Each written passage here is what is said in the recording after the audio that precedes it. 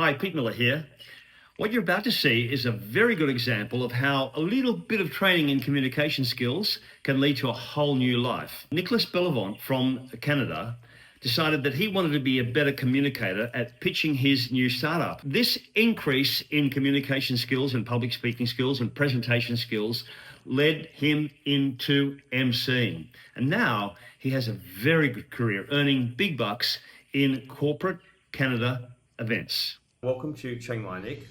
Nick Belliveau is from Quebec, and it's very unlikely for me to meet a corporate MC here in Chiang Mai.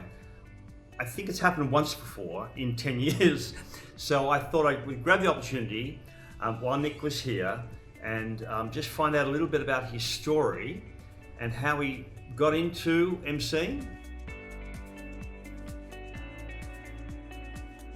My story dates back to my university days when I had a startup. University of Quebec.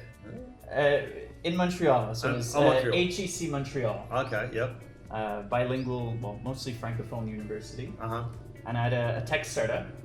And through that, I had to present my business. Right, okay. So there was a lot of pitch competitions to be able to share what we're doing. And while we were building the business itself, I was practicing and preparing a lot of my public speaking skills to be able to try to win over investors or partners. You're pitching, yeah. Pitching the business. Okay. Yeah. And through that, well, one, I had a lot of fun, and two, I got pretty good at it, and we were winning a couple of awards here and there. And I realized I had a knack for public speaking. Naturally, but there was still work to be done. So I had quite a bit of coaching for public speaking, got involved in Toastmasters, which was great, did improvisation classes as well. And all that blended into a good mix to make me a well-rounded speaker. Absolutely. Improvisation, coaching, Toastmasters. I mean, this is not a little bit of sort of, you just happen to fall into it. This is serious application to learn public speaking skills, really. I was a really shy kid. Right. When people would ring at the doorbell at my parents' house, I would like hide behind the sofa.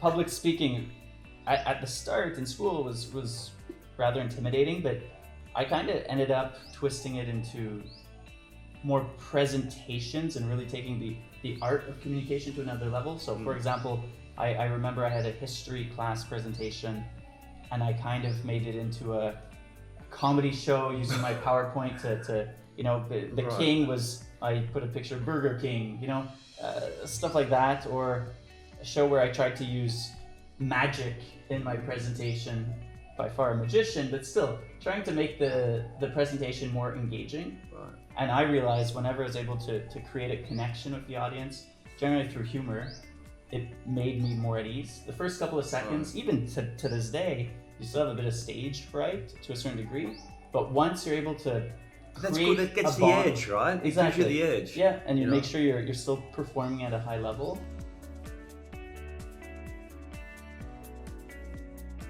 But once you're able to create some sort of relationship with the audience, whether that's maybe dramatic and you have that suspense in the room that you could feel, it's pretty tangible, or you make it more, you know, on the touch of humor, and you just get those first laughs as a speaker, as an MC. Right, the first laugh. That's key, isn't it? Actually, it's the first laugh. And you're not the first person to say that. That's it's really interesting that many people will mention that first response of and then they kind of go into it. It's really interesting you say that. So, okay, you got the pitching for your tech startup, and what happened then? Well, then people started noticing that I had this thing for speaking. Through school, I got invited to interview different guests coming to the school, politicians, the ambassador of France, and pretty cool opportunities for 19-year-old Nick to be able to have these relatively high-level interviews within the school. I got invited to be the host of the school's new television show, or web show, I should say. So I was the main presenter for this new student-led programming, which was awesome. And through that, I ended up getting invited to host a variety of events.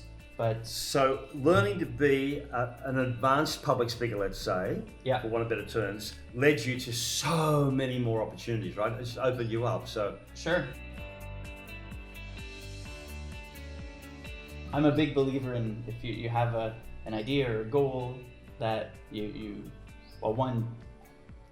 tell yourself it, you write it down. For the last 10 years, I write down my goals every year for the year, for the next 10 years and for life. But when you share with people, I want to speak more, and that's still the case today. I still tell people I meet, yes, now I'm a professional public speaker, but I still want to do more of it. I really enjoy it. And it helps open up doors. One of my first opportunities, I told someone I wanted to speak more, and through that I ended up, random story, but working in a bank. But through that, I became like the main spokesperson for this innovation competition, and it opened up a lot of doors. Piled up, and then through my work at the bank and innovation incubator, I became or made myself the host or the spokesperson. Right. So I launched a podcast. We launched a monthly meetup event, which I was hosting. So I was giving myself or putting myself in moments of opportunity to speak more. And all these were free, right? They were within my work, but I was not paid to be a speaker. No, but so you did public speaking training, but there was no event host training. No, not at all. So how did you learn that? Honestly, more on the field by having events and looking at event hosts that I find like we're really engaging with the audience. Everyone has their own sauce. There's this one guy in Montreal that I really admired and has opened a lot of doors for me, and has this one way of being very bubbly and dynamic and extremely energetic, which is his own style, and no one else could imitate that. So I realized, one, there's like a thing about style, but then two, there's obviously preparation. And then that's kind of what's more hidden. That there's no one recipe. It's kind of learning of how the general structure of an event goes, and then what ingredients you need to add to be able to have a certain logical flow to the event.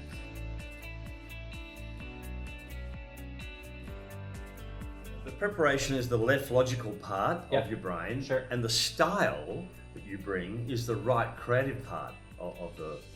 So that's why emceeing is unusual. You're using both sides of your brain at the same time, and that's the joy, isn't it? Really, that's the big.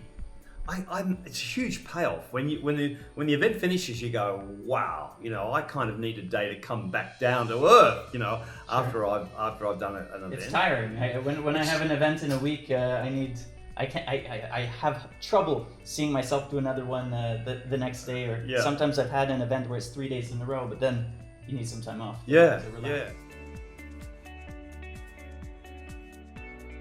So for one, I generally try to adapt it to the client. Because some are more formal. When I've worked with, for example, a governmental event where it's very, there's a lot of protocol. It's very formalized in terms of introductions, how you address certain people. You're following more of a script. There's less room for humor, even though I still try to sprinkle it in, because people like to work with me. Because since I'm relatively young, I'm able to bring this maybe freshness to the event. So even though it is formal, it still keeps it maybe a bit lighter. Then there's... And for me, I've thought, I'm too young. I'm too young to do this. I haven't got enough authority or weight. Actors would call it weight. But then I used it the other thing. I went, no. I'm going to switch this, flip it over, and say I'm going to bring a freshness that they've never seen before. Sure. So. And that's greatly appreciated. That I know for a fact. And then there's more like casual events. When someone says, do what you want, it's very casual. Right. Then it's kind of like, what do I make of this? How? What do I bring? And that's the creative part. That's the creative part. Yeah. And for me, I think it's really being there in the room and getting a sense of who the audience is and gauging how fun or humorous you can be. Right. But that comes with experience as well. So, sure. And I'm still working on it to this day. I still need to find a distinctive style. I like to think I'm very myself and approachable and human, which people appreciate, but it takes time.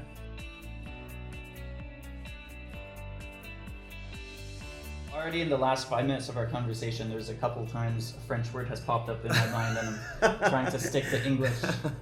The opposite is even more true. When I'm speaking French, more often than not, there's an English word that's more appropriate or comes to me first.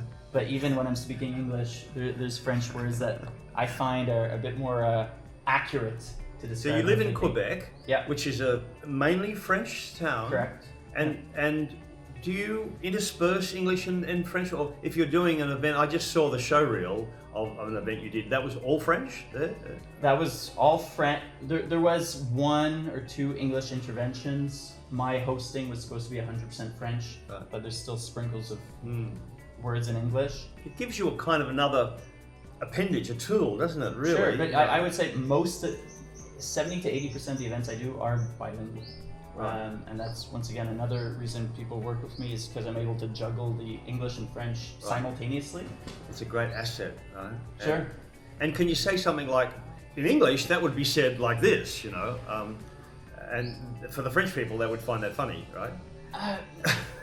Yes and no, because it's such a bilingual environment that people are just used to hearing English and French. So generally I say the sentence in English and then I say it in French, but just switching it up lightly and not always translating 100%, because generally the audiences are able to understand a bit of both. So other times for events is just gauging the audience who here does not understand English, said in French obviously. Yeah.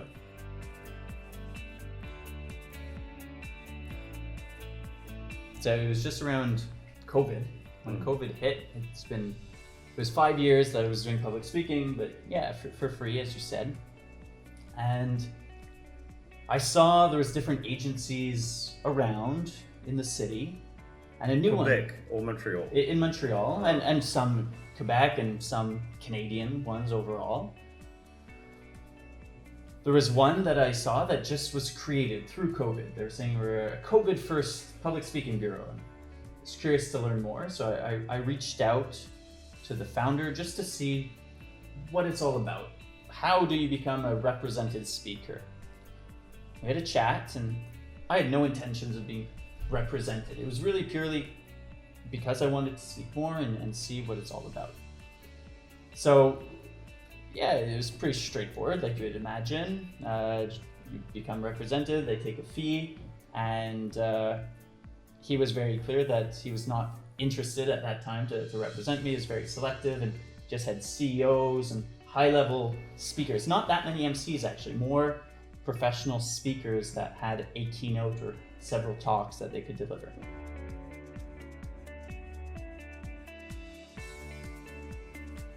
So we left it at that, and over the coming months, I had a lot more public speaking engagements. So I was just posting on LinkedIn, sharing it, and at that time also created a website to just make a portfolio to share all the events I did.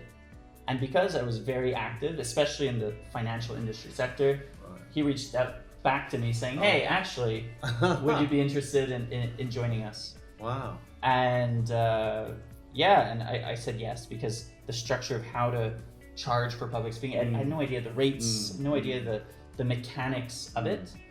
And I found it to be relatively attractive to have someone to just manage the marketing and sales side. And it's hard to put a fee on your head, isn't it? Extremely. Yeah. I've been doing photography for the last 10 years, but just to understand the pricing of public speaking, I had no idea. When I was organizing events, we hired a speaker for a large event, and it was $40,000 for an hour talk. And I'm like, okay, there is money to be made here. I'm anywhere near being able to charge that, but what's the starting point? Is it $100 for an event? Is it $1,000 for an event? Is it $10,000? I had no benchmark, and it's pretty, of a gray zone. You can't just, no one shares that information. It's pretty hidden. So once And what was your first job with this guy? Oh boy. How long ago was that? That was... This was 2020. Oh, wow. Okay, so 4 years ago. Yeah. Honestly, I have no idea the first event we did together. And how many events have you done since then? So we have to take into account there's COVID. So through COVID, Yeah. there was some events in person, but then mostly online. Oh. Some was hosting podcasts, Right. Hired as a podcast host. Huh.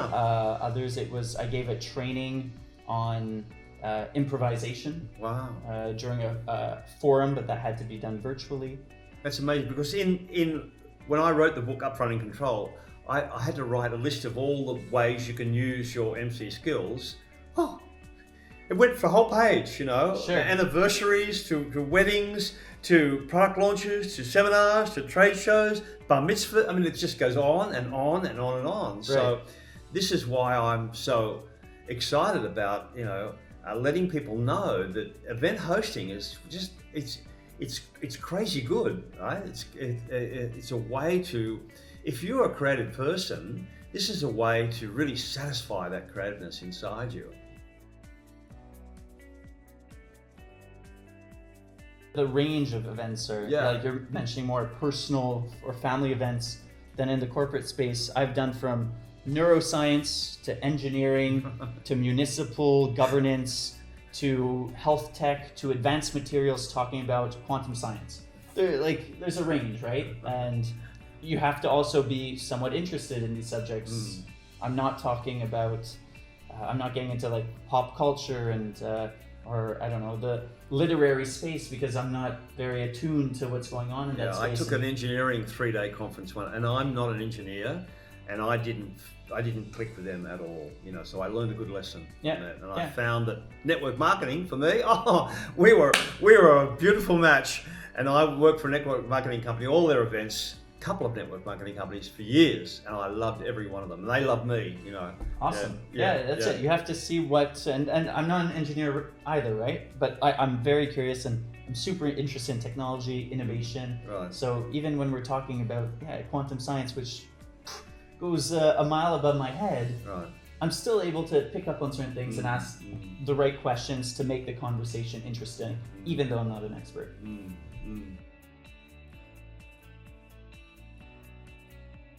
So what's beautiful about public speaking, you could do it every day, forever.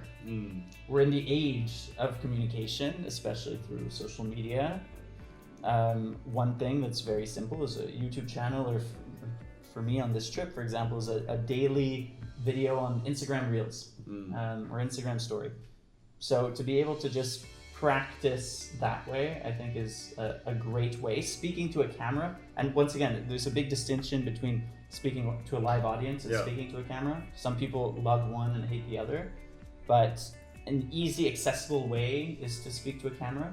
You don't have the opportunity to speak to a live audience every day. Which gives you the ability to think on your feet or communicate in a meaningful way without,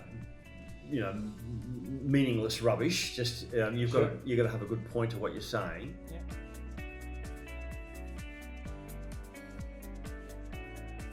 Keeping it simple. Right. Having one message in your sentence or paragraph to be able to be clear, which goes to say not bouncing around too much. 2, then it's your verbal communication to try to fine tune. Toastmasters is fantastic for that. Right. To remove the ums, to work on your vocal range, to learn how to whisper or take a pause when you need to take a pause. So there's the vocal side, and then even more importantly is the non-verbal. We love Toastmasters. Toastmasters has produced, Huge fan. for my business, the MC Directory, the Toastmasters were the easiest to work with because they had been trained so well in the art of getting ready, preparing, and looking immaculate and doing the work so you don't. We had a saying, do the work so you won't look like a jerk. And they did. They all turned up and they're always prepared. I'm a huge fan of Toastmasters and the collaborative spirit where everyone's there to help each other out. That there's no there's not formal training to Toastmasters in a way, right? It's just your peers that are picking up on certain things, and even. And it started in 1950. Yeah, A long time ago. It's wild. You know? It's wild. Yeah. I particularly enjoyed the improvised speaking portion. Right. I didn't do that many prepared Toastmaster speeches, but even just being the MC of a Toastmasters event is a great way to go about it, right? Yeah. You have that opportunity, you sign up for it. So I think that's one of the best ways, or at least the lowest barriers to entry to do more public speaking, at least on a frequent basis. Definitely Toastmasters. And then, like I mentioned, improvisation classes. It's not the same type of public speaking, but it's the same idea of being on stage, interacting in front of others, being extremely vulnerable at times, goofy, but trying to be comfortable to a certain degree with that. But that's being goofy, as you say, is going to enlarge you as a person. So I always found that every time I went on stage, I became a bigger kind of version of myself. I extended those boundaries, which I never thought I could do, and I went beyond. I was mentored, so that helped me a lot.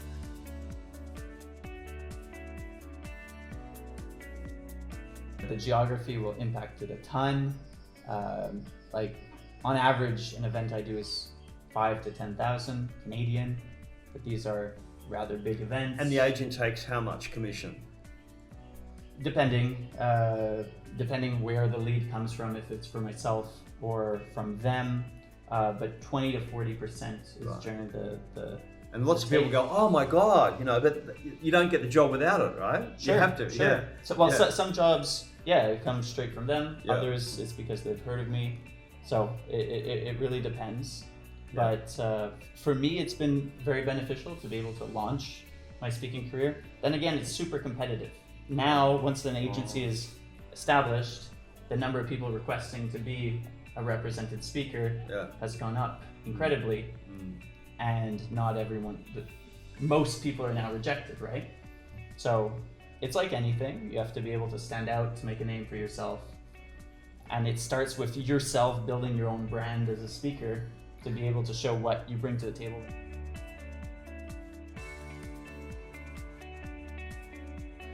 Okay, final thoughts for someone who's looking at this and thinking, this is something I can do. Yeah, do it. I mean, you said this while we were on break just earlier, and I really liked it. How you were looking at in the war times of the Vietnam War, and I think it's still extremely relevant to this day, how communication could solve these issues if people just spoke and shared their ideas. It could mitigate conflict. Yeah. I'm a big believer in that. I don't think it solves everything, but being able to properly communicate, to make your ideas heard, and more importantly, to listen to the other. It's like that drop in the lake, isn't it? And the ripples go out and out and out. And this is a metaphor for your whole life, really. I've found that when I started to study my voice at acting school,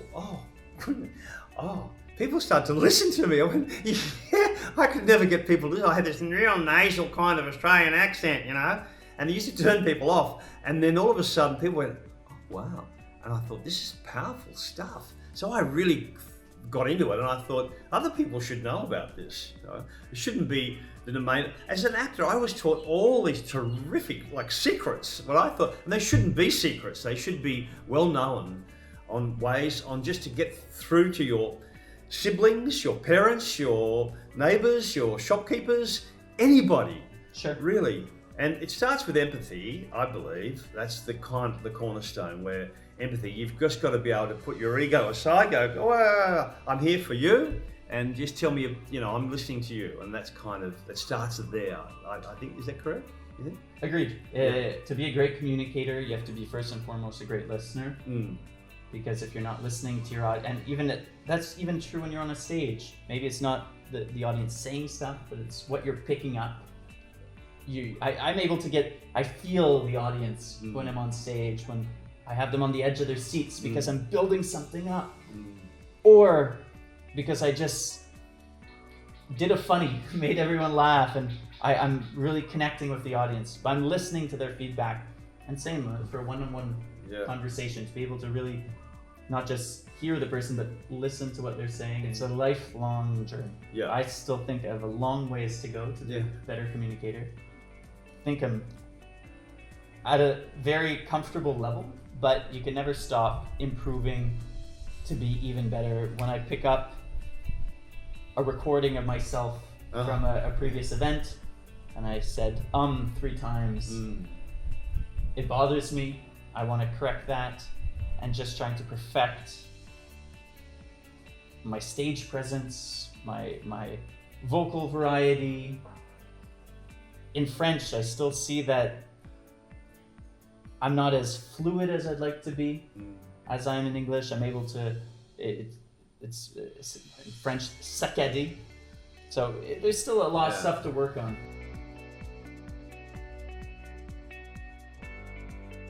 Well, one trick that I've learned is to watch the recording with no audio, just visually. Then you see the nonverbal. You watch it again, rather you listen to it, just audio, no video. Then you're really focusing on your vocal performance. Yeah. Take notes, and then you could watch the whole thing, video and audio. Yeah.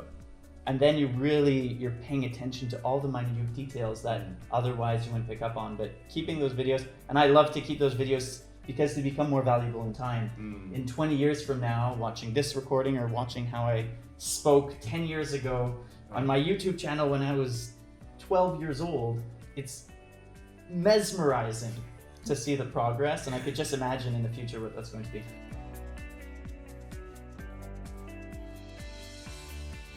Bigger audiences and trying to have more impact. And I don't just mean like bigger audiences in terms of the size of the stages where I host, but rather being able to connect with more people through my voice and just simply who I am. YouTube and the web is a great medium for that. It's infinitely scalable, which is amazing. Yeah. So working on that and just trying to share what I've learned so far and what I'm continuing to learn with others to be able to help people out. But speaking more is my vision for the next 10 years. Well, I believe every time you go on stage, you do learn. Every time you pick up that microphone, you come off stage and you've learned something. It's always happened to me anyway. And that's why I like it. I really enjoy it. You know, sometimes the event might be on Saturday and it's Wednesday and I'm going, oh, come on, I'm ready to go. Sure. I can't wait.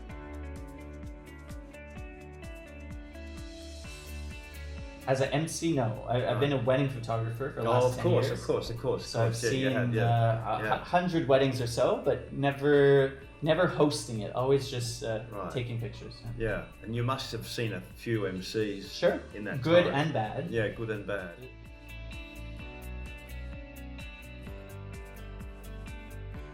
Good ones have a better sense of the room or able to create a connection very quickly. In turn, the less good ones are following a very rigid script, maybe look uninterested at times, and simply doing their big voice for the show, but not really connecting with people.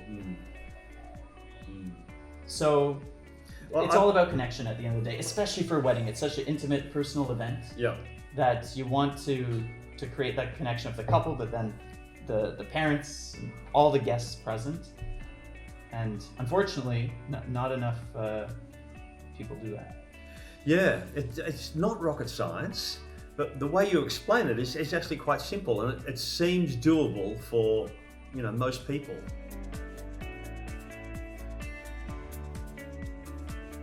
Thank you very much, Nick. I really appreciate that, and hopefully this message will go out to the world and that ripple and expand the possibilities for everyday people like you started and got skilled and got trained and got coached and grew a career, really. So thank you very much for that. I appreciate it. Good gap. I got Thank you, Pete. Okay, thank you.